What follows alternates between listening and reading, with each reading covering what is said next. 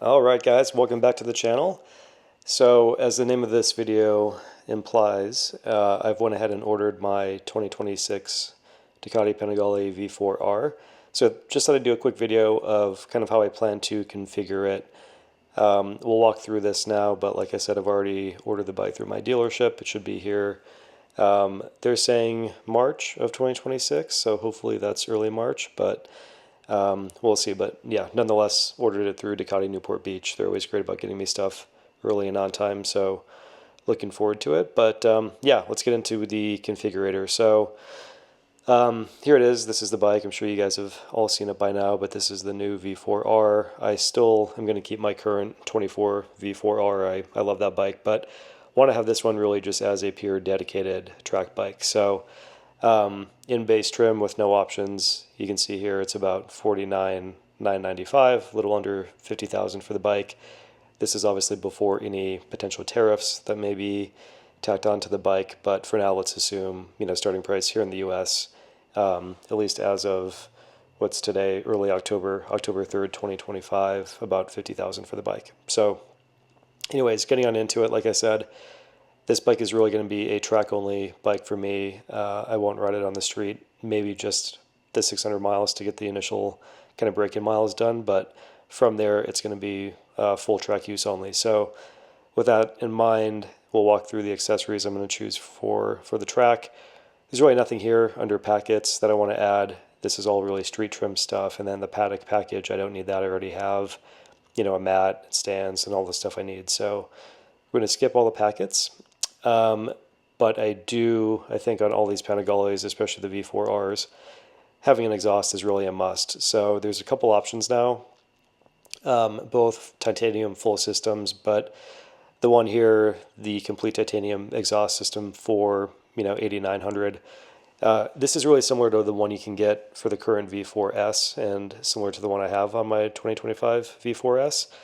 But the main difference really with this one versus the Pro is on the Pro, you have the canisters pretty much adjacent to each other, and they go right underneath the tail section. So with the Pro, from what I understand at least, you cannot run a license plate. It's really an exhaust that's best designed for those that are truly making these dedicated track bikes. This one, the complete one, that's not the Pro, I should say. This one you still can run a license plate. There's space in between the mufflers where you could put a plate or a tail tidy. But anyways, like I said, for my application, being that this is a full-on track bike, I'm going to go with the Pro. And then when you add this to the build, you also have to add the lower fairing that fills in the bodywork for the race exhaust. So we'll confirm that, and that's an additional $200. So all in, you're looking at $9,600 for this exhaust.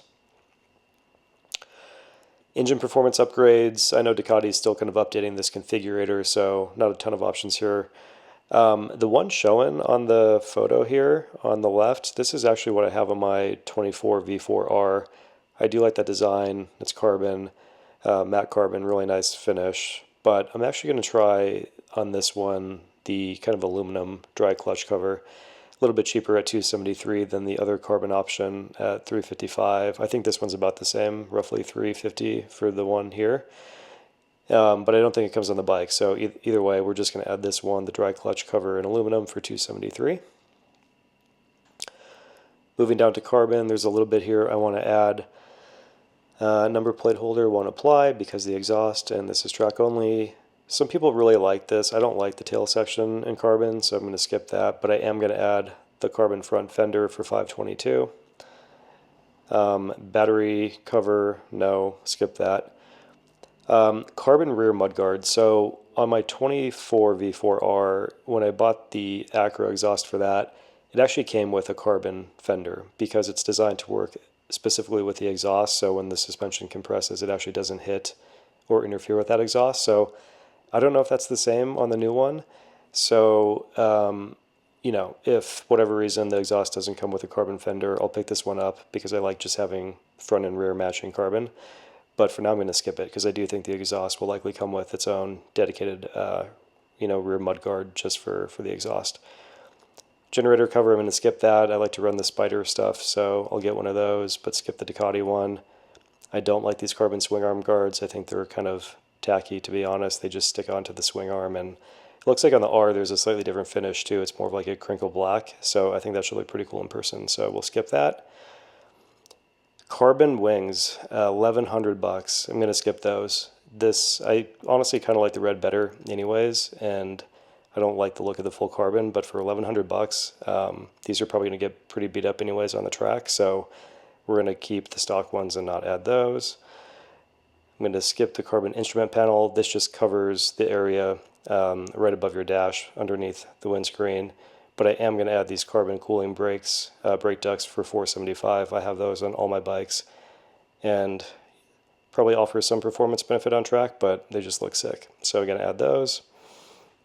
I'm going to skip the heel guards. These frame protectors for $580.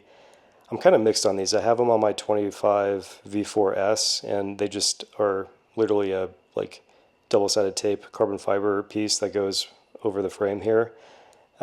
They're fine. I don't know. I kind of like them. I got them just to cover up the stickers that are typically here, VIN, emission stickers, all that stuff. But on the R, I'm just going to take those stickers off and save them, and save the $580. And front sprocket cover in carbon, I don't need that, so we'll skip that too. And then moving on to what they call fiberglass and plastics, I am going to add these. This is the complete race fairing kit, so like I said, dedicated track bike. I might do some racing with it too, so we're going to add that for $1,300. Already added the exhaust cover for the 200. We showed you that earlier. And I am going to add the bigger bubble windscreen. That's nice on track. I have that on my S and my R. Definitely helps on track.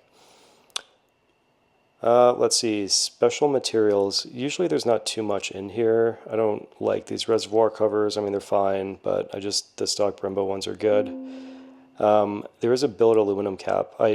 So I will do one of these, but again, I'm going to do the Spider one. These ones are fine, but you still need a key to access them. So I like the Spider ones where you can just twist it and gain, immediate access to the fuel hole to fill it up. I will do some radiator guards, but I'm probably going to go with Evotech and not the Ducati ones.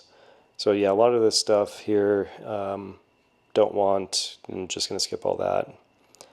Moving on to chassis and brakes, I'm going to keep the stock rear sets, so don't want to add these guys. These colored calipers are kind of cool, but for $1,100 just to change the color, probably going to skip those. Now here's where it gets pretty interesting. I think these GP4 calipers plus the T-drive rotors, these are really badass, but like 10 grand to do this upgrade. So, if you're doing a money is no option build, I would add these. I think I'm probably not going to be going fast enough on track where I need these. The stock system is similar to what's on my V4S, and it's plenty for the track. So maybe, I don't know, I'm torn on these. I might add it, but it's a lot to stomach. 10 grand on these upgraded brakes when the stock ones are so good. And honestly, unless you're like near pro level, I'm not sure anyone would benefit from having this, but it is a pretty blingy, awesome piece of kit. Carbon rims, going to skip those, but what I am going to do is add down here the forged rims. So the stock wheels are forged. This is the exact same wheel, but I want to do silver. So, or gray as they call it, but add the silver.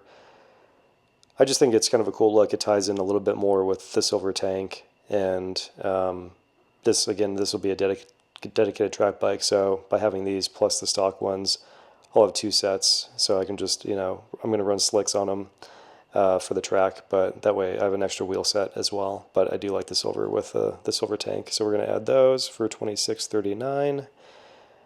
All this stuff I'm going to skip. I already have a lever guard, an extra one from Spider, so I'm going to use that.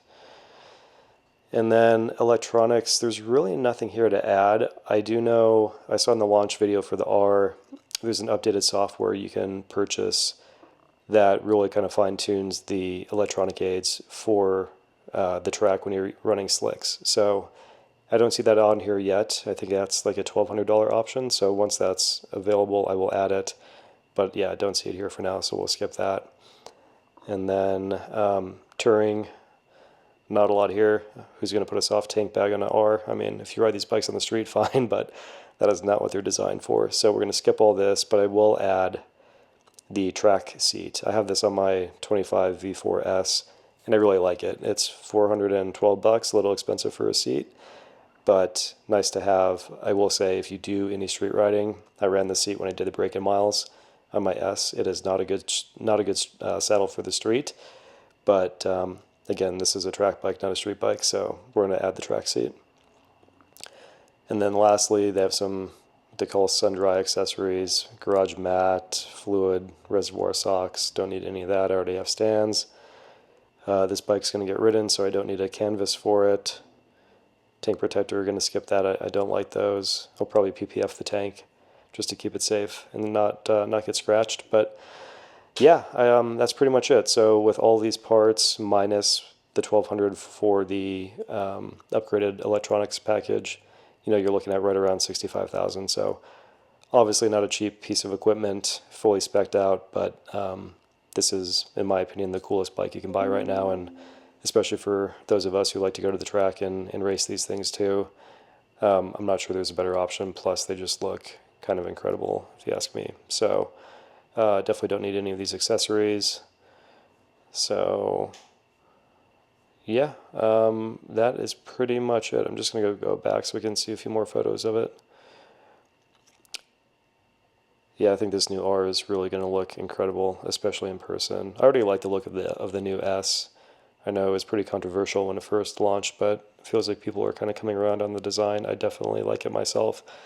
And then you can see this is the exhaust I was talking about. So the mufflers or canisters, whatever you want to refer to them as, are much closer together, so you can see it'd be hard to fit a plate in between there, versus the standard system definitely has some more room. So just consider that as you look at these options. But yeah, I think this is a super sick looking bike. Like I said, should be here in early to mid-March of 2026, and super stoked. So let me know if you have questions or comments down below, and we'll be back with another video soon. Thanks.